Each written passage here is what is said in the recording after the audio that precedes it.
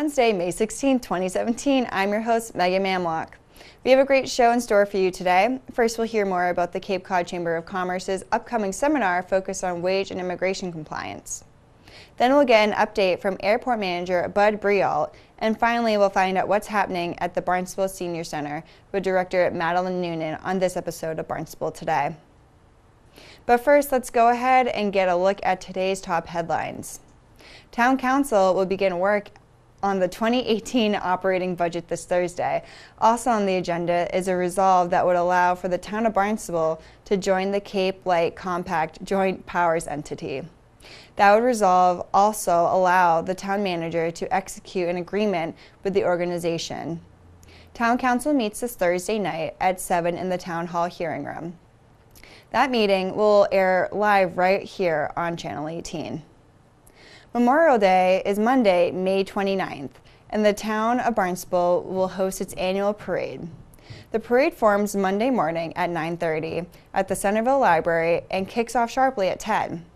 The parade proceeds down Centerville Main Street to Monument Square for a brief presentation and then continues on to Beechwood Cemetery for the main program. This year's keynote speaker is First Lieutenant Glenn Beasley, who served in Vietnam and Cambodia as a combat platoon leader. The public is invited to bring pictures with them to the event of a loved one or family member who has passed away. The John F. Kennedy Memorial is celebrating the centennial of JFK's birth, Monday, May 29th. During the ceremony, the JFK Memorial Trust Fund Scholarship of $2,500 will be awarded to the Barnstable High School student Daniel Loisel for this incredible academic extracurricular activity record. The event will be held Monday, May 29th at 12:15 at the JFK Memorial in Hyannis. If you're in for a market for a small boat, you may be able to find a bargain during this upcoming auction. The Barnstable Harbor Master Division is hosting a sealed bid auction of surplus and abandoned vessels. The auction will take place at the Marine and Environmental Affairs Office on Finney's Lane, Saturday, May 20th. There is additional parking in the vacant lot across the street. Payment shall be made by check or cash payable to the town of Barnstable. To see a full list of vessels included in the auction can be found on the town's website. Up next, we'll chat with Cape Cod Chamber of Commerce President and CEO Wendy Northcross. So Wendy, so nice to talk to you and catch up and see what the Cape Cod Chamber of Commerce is working on. I know you have an upcoming seminar about wage. It's called Wage and Hour, and this is really marketed towards individuals in the hospitality industry. Yes, we do this every year. Sometime between March and May, we try to gather people from the legal industry together with people from the hospitality industry and just make sure everyone knows how to stay in compliance of some of these kind of, well, if they're not tricky rules, there's just a lot of laws and a lot of rules around the people that you're going to hire maybe temporarily for the year or the child labor laws. So every year we call it our Wage and Hour Compliance Seminar. Sounds kind of dry, but it actually is pretty fascinating. I bet it would be really helpful, especially knowing that sometimes laws change over the year. So, there may be some little new things that are included that they have to be aware of. So really an excellent opportunity for them to get some advice from some great people. And this is a no-cost event, right?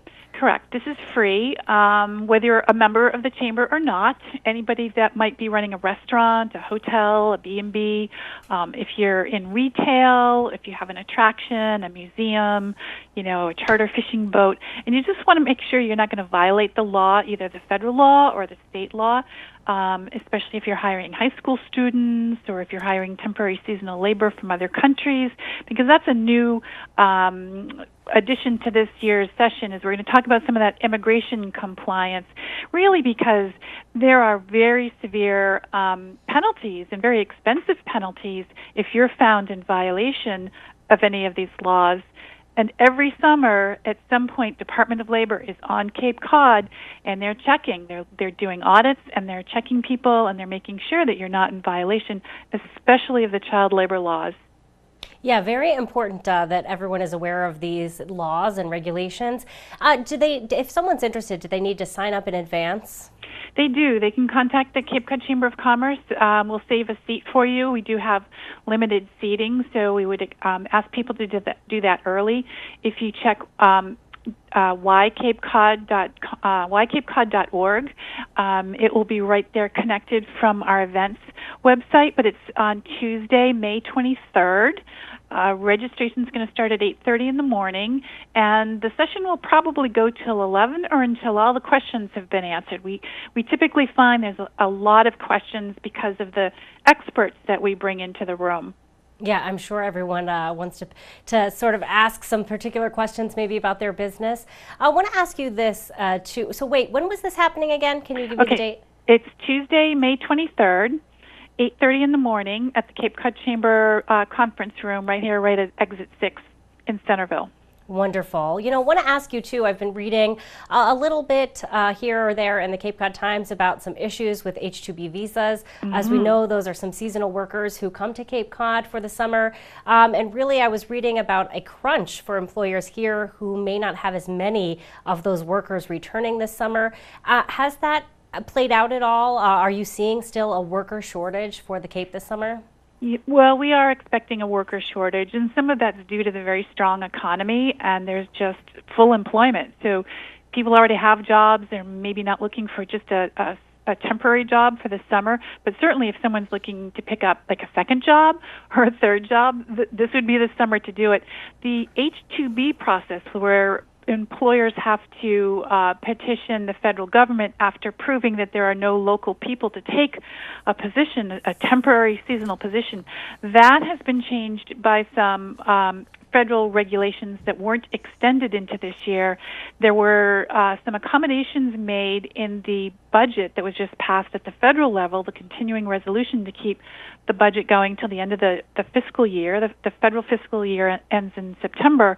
And they raised the amount of the cap on the H-2Bs, but they made the process a little bit different. So they said that the Homeland Security and Department of Labor secretaries, they were going to decide what happens next. So essentially, it was good news, bad news. I mean, they did increase the numbers that can come into the country, but if you did not get your H-2B visa permits before that cap was reached, you have to start all over again, and that, you know, a bare minimum would take a month and maybe 2 months before you could see your visa permit holder come into the country. So the good news is they created a mechanism. The bad news is it could be, you know, best case scenario, a month to process before your folks arrive. And most people have wanted their temporary seasonal workers to start last month, never mind, you know, a month or two out. Right, absolutely, because as we know, the crowds start flooding in. We're almost to Memorial Day. I'm pretty excited about the summer season. Do you have a very good feeling about this summer season? Well, we do. That's one reason that we are concerned that people have enough, employees to serve the business that we see coming our way. We've had a very strong response from a recent international marketing summit that was in New Hampshire. We did hear from a lot of European countries, from the Japanese, from Australians. Cape Cod's very popular. It's a very interesting destination, especially in the summertime, but also for the international crowd. They like to come in the fall. So that combined with a strong Massachusetts economy, that's always good for the vacation industry. So we think it'll be a very busy summer. Glad to hear it. I'm a little biased, but I have to say I agree with them. Cape Cod is one of the most beautiful places in the world. It really is. It's beautiful. Well, thank you for joining us today, Wendy, and giving us an update on everything from your seminar to the upcoming summer. We really appreciate it. Thank you. All right. Talk to you soon. Thank you. Bye. Bye-bye. My guest today, Wendy Northcross. She is the CEO and President and CEO of the Cape Cod Chamber of Commerce. And now we'll find out what's happening at the Barnstable Municipal Airport during our interview with Airport Manager Bud Brialt. Joining me now on the phone, we have Airport Manager Bud Brialt. Bud, so excited to talk to you. I've been watching some activity happen as I drive by the Barnstable Municipal Airport. A lot of construction happening. I think that is tied to your runway reconstruction project. How's that going? It's a very long and complicated process, and we have moved most of our activity from the former Mildred's restaurant site on Route 28. We're now off of Airport Road on the other side of the airfield, coming in two different gates, and we're also working out of our gate on Independence Avenue. So two different ways to get to that runway. And because of the way the FAA has required us to phase the project so that we do significant portions of the project and complete it before you move on to the next one, you're going to be seeing us move to various parts of the airfield at various times, and like a beehive activity while we're doing each individual phase. So we're actually getting into the third phase at the moment, where we're moving a lot of dirt. So if people are seeing that, we're probably in the process of eventually moving over 90,000 cubic yards of dirt off the airfield in order to lower some of the land around the runway so that the runway is higher than anything surrounding it. Wow, that's a lot of work. How long do you expect this project to take? Well, depending on the weather and change orders and things like that, we're hoping to be done by the end of July, but we had originally projected this running into September. So somewhere in between probably is the truth. All right, sounds good to me. This project, I know, has it caused a little slowdown at the airport? Are less flights taking off and landing? Yeah, during one phase, the second phase that we did where we were reconstructing the intersection of the two runways, we had to we had to shut down the main runway, and we were only using a smaller version of runway 1533, which with what's called a displaced threshold. So the runway was reduced in size from about 5,200 feet to 3,700 feet, and we could only use that during VFR visual flight rules operations, and then at 10 o'clock at night we shut it down completely. And that did cause some disruption to some of our air taxi services here because of FAA constraints on their operation with one runway closed. Yeah, so we did have some operations going on, but there was definitely a slowdown, and that lasted for 8 or 9 days. Not too bad, I suppose. Probably felt like forever at the airport. No, in the overall scope of things, it wasn't that bad. Nice. Glad to hear it. I want to talk to you, too. I know Town Council is going to be beginning work on the FY18 the FY18 operating budget. Mm-hmm. You're first on the list. Lucky duck you. I know. What can you tell us about some of the requests in the budget for the Barnstable Municipal Airport? Well, our budget is going up a little bit. It's gone up about, I think it's 4.8% from last year, but it's due to a couple of things. We had an increase in our health insurance costs. We've had an increase in our legal services costs. We've had a big increase in our jet fuel costs because of the cyclical nature of the purchasing of fuel. And then we had a large increase in our financing charges for our long-term capital program, which is for the first time we're now having to do a lot of long-term borrowing for some of the projects here because we're running out of our reserves that we were able to use before to cover that.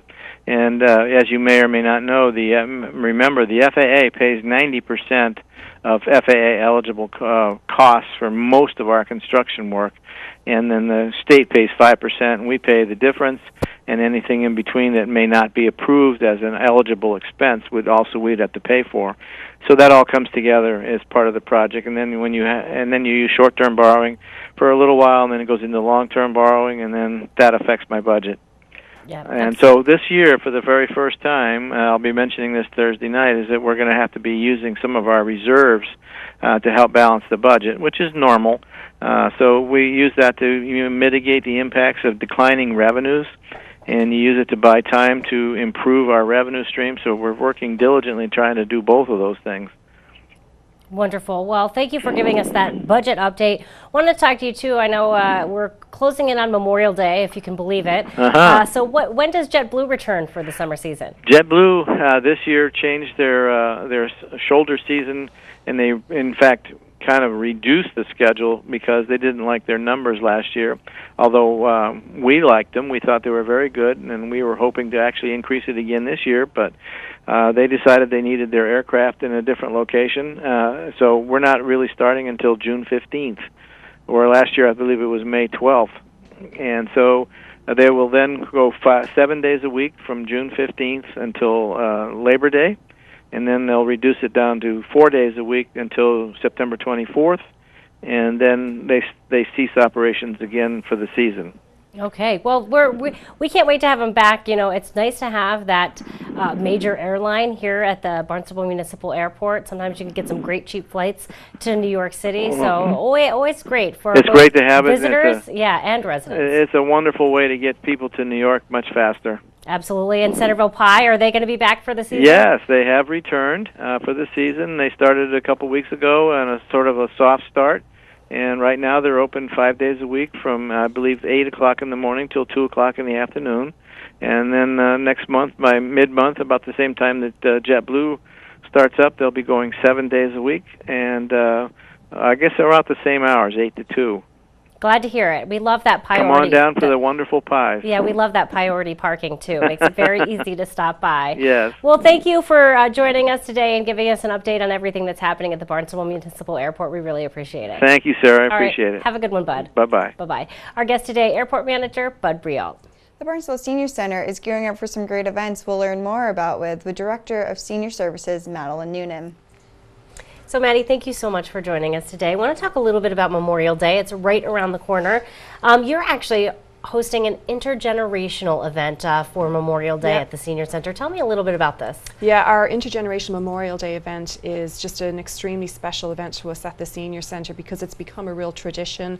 So each year we invite students from Barnstable High School to come in along with the veterans, and we actually collaborate with our Veterans Services Department, and we're excited to work with our new Veterans Agent, Greg Quilty, as well as Scott Dutra, the Assistant Veterans Agent, who gather up all of the veterans to come in and join us. And each year we have World War II veterans, Korean War veterans, and Vietnam veterans. Unfortunately, every year we have fewer and fewer veterans coming back. I mean, unfortunately, we've lost so many of our World War II veterans. But what we see this event as is an opportunity to really engage and connect the students, the high school students, with our veterans, who are able to share with them in vivid detail some of the experiences that they went through during their time in the service. And I think it really serves all of us as a time to really reflect on the sacrifices of the veterans that did make it back, but also those that gave their lives in sacrifice to our country so that we can live the lives that we do today. So I can tell year after year the success of this event to us is really the students walking away feeling so much more insightful as to the experiences. It really is like a living history lesson, to be honest with you. And it's also a great opportunity for the veterans to really feel respected, by the students. It's an amazing experience. I know you've been able to join us in past years and have put together, wonderful memories of the event for us. But every year there's a new experience. What I find particularly meaningful is when we have students that join us who plan on entering the military. I think for them it really serves as an extremely valuable lesson to them of the service that they're going to give in their lives. Yeah, too. what is military service? Yeah. What's it like? And I think the fact that those values, the core values, the world we live in has changed so much throughout those generations, but the values that we hold true in terms of our freedom and our respect for our veterans, I think is just it makes it such a meaningful experience for everybody that participates. And we do it as a breakfast, so it's there's a nice social element to it, and then we go outside to the flagpole at the Senior Center where we have a service, the raising of the flag, and we have a performance of taps each year, which is very emotional, for everyone who's there. When is this happening? So this year it's happening on May 25th, which is Thursday, and we invite anyone from the community is invited to join us. I mean, the more memorable the event is. So we ask people just to give us an RSVP so that we can ensure that we have enough food for everyone. And so the ceremony goes from about 9 to 11. Wonderful. Thank you for that, and glad to hear that the community, everyone is welcome. Yeah. Just to give the senior center a call and let them know they're Right. let you know that Yes, they're coming. and I hope you can join us as well. Yes, hopefully we can. Yeah. I'll cross my fingers that our schedule allows. Want to talk to you too. National Senior Health and Fitness Day is coming up, and Yeah. you're actually doing something special for this day. Yeah. What are you guys doing at the senior center? So May is Older Americans Month. So each year during May, we try and offer a program or an initiative that really serves to really engage our older adult community. For the last couple of years, we have participated in a national initiative called National Senior Health and Fitness Day. And on this day, which is May 31st this year, it's always on the last Wednesday in May, at the Senior Centre, we're going to be running a program from 10 to noon, which is really an introduction for anyone in the community that wants to come in and find out how the Senior Centre can help you reach your health and wellness goals. We're going to be offering really a sampling of all of our exercise and wellness programs. Now, we don't have time to, sample every class because we have 20 plus exercise classes going on right now, but we're going to have a number of our instructors with us, which should be really exciting because we have some really high intensity classes and we also have some more mellow classes that are very appropriate for people that may have some mobility issues. You know, I'm thinking about Yeah. this event because I Yes. think a family member of mine actually attended last year, Oh, and I okay. saw your videos Yeah. on Facebook. I saw my family member there really enjoying herself. Yeah. And it was such a cool event. I think you really do. She got to do some dancing. Oh, it was you guys have really unbelievable. fun line dancing Yes, classes and yes. some Zumba classes. Yeah. So plus, I myself have taken yoga classes at the Yeah. senior center, Yeah. and I think that's a really, people don't always know when I tell people I have taken exercise classes at the senior center. I Yeah. don't think they know that really all ages are Yes. welcome to take advantage Well, that's of a these great classes. point, and that's why we want to get the message out there that anybody's welcome to come in, and we really feel like we have a class for everybody. So what we encourage the community to do is to come in and try out a class, and maybe not everything's going to be the best fit, but we hope that by sampling a variety of classes, you'll find the best fit for you. We have many people that come to the senior center that actually take multiple classes. So they may be in taking a Zumba class one day, and then we'll see them taking a yoga class in the evening, because we do have evening exercise classes on Tuesdays and Thursdays that run from about 4:30 or 5 till about 6, which is great for people after work on their way home, where it might be hard for them to find time to, when they get home, if they have kids and other commitments. This is a great way just to kind of stick to your goals and find a way for it to work.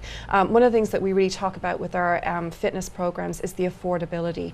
They're about That's $6 a class for an exercise class, and you compare that to other places. Lots of people don't want to have to make the commitment of joining a gym and paying a monthly fee. When you sign up for classes at the senior center, it's typically a 6 to 8 week session that you're signing up for. So you're paying like, $36 to $48 for that number of weeks. And our instructors really are top quality. Many of them have been with us for a long, long time. The last couple of years, we've added some really fun new classes that people typically wouldn't expect from a senior center. In fact, our latest class is a hula hoop class. Oh, awesome. And so we've got so many rave reviews. In fact, the first session that we had a man in the class, and I would guess he was in his 80s. He definitely had more rhythm than me because I cannot keep a hula hoop going. But it was amazing just to look at the people that were in the class, and we had maybe about 12 people. They had such a blast. They had so much fun. That's the best way to get exercise, is just having fun, getting out there. For them, when I spoke to the gentleman at the end and I said, I have to give kudos to you for coming in and taking, what I see as a pretty challenging class. And he said, this is so fun. This is, I never would have thought I would have seen a class like this at the senior center. So I think that's really, exciting for us to offer this new, kind of variety of programming to really attract more, maybe younger seniors, and, like I'm in my 40s. Yep. You know, I wish everybody who was in that age group knew that we had all of these wonderful activities. So it really is the best kept secret, I think, Yeah. in town, that everyone can take classes at the senior center, and they're such a bargain, and they're Right. excellent classes. Like you said, you have some really Yeah. great instructors Yeah. that have built up followings over the years. No question about it. And I think, you know, for the yoga classes, it's wonderful for people after maybe a busy, stressful day at work to be able just to come and unwind on the way home, and it just completely renews your energy and reduces your stress level, which, you know, we all need. So, you know, so again, going back to National Health and Fitness Day, it really is an opportunity for people to come in, sample some classes, have fun. I mean, that really is the broader goal, is for us to kind of educate and promote the importance of staying active and physically fit as we age, because it does contribute to people's healthy aging and staying in shape. When is that taking place? So it's going to be on May 31st, which is a Wednesday, and it's from 10 to 12 at the Senior Centre on Route 28. We have some other fun things. The Tropical Smoothie Cafe, which I know many of us love because you can get really healthy food and delicious smoothies there. They're actually donating smoothies for the event, so that's going to be a really nice offering. And we also have some talks. Some talks. We have a talk that's specific to the importance of getting good rest and a good night's sleep, which all fits into that, staying healthy and active. Because if we get better rest at night, we're more functional during the day, and we have more energy to participate in exercise programs. And so it's going to be a great day, and it's all free, and we're going to have some fun giveaways too. Wonderful. And Thank you. anybody can just show up between 10 and 12. There's no need to RSVP. Great. Wednesday, May 31st, 10 to 12, no RSVP needed. Absolutely. Show up. Can I mention one more thing, Yes. Sarah, please? Just because it's just recently come out, our June-July issue of our Compass magazine is now available. It's on the website, townofbarnstable.us/senior services. You can stop into the Senior Centre and grab a copy, or you can give us a call and we'll happily mail a copy out. It has all of our activities and programs and workshops, lots of fun stuff for June and July. So And we you guys know actually put that online, I think, too, Yes. right? Oh, we yeah. can access a Yeah. digital copy. Absolutely, and while I'm mentioning it, we also send out a weekly e-newsletter, which is a great reminder, because the Compass is a bi-monthly magazine. If people want to keep more up to date with what's going on, you can sign up. You just have to give us a call or email us. The information is on the website as well, and also I love on the that Compass. weekly e-newsletter. Yeah, and you always also, too, you post that on your Facebook page. So if people Right. don't know, the Barnstable Senior Center also has a Facebook page Yes. that you can follow to get Yes. up-to-date and information as we well. thank you for mentioning that. We put active links on there. There's always so much fun stuff happening, as you know, at the Senior Centre. So whatever we can do to get the word out and encourage more people to come in and join us, and they'll soon see how great, you know, a time everybody has coming there. Wonderful. Thank you, Madeline. You're we really appreciate welcome. it. And Happy can't wait to some summer. of these great events. Yeah, happy summer. Thanks so much. My guest today, Madeline Noonan. She's the Director of Senior Services. Now let's find out what's happening around town in today's community calendar. Author Robin Smith Johnson will visit the Cotuit Library this weekend to talk about her new book, Legends and Lore of Cape Cod. Smith Johnson is a newsroom librarian at the Cape Cod Times and teaches English at the Cape Cod Community College.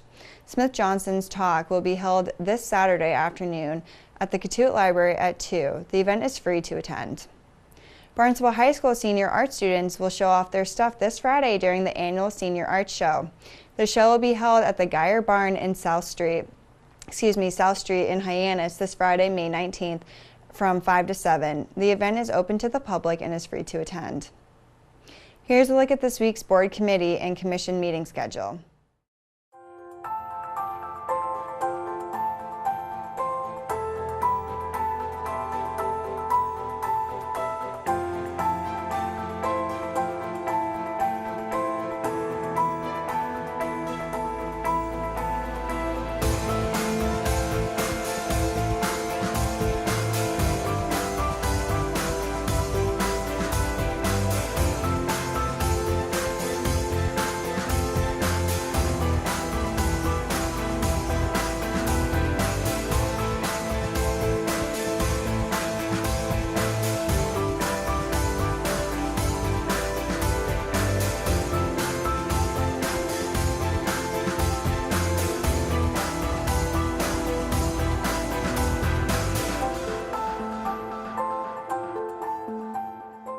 Thanks for tuning in today. We'll be back tomorrow with another great show for you.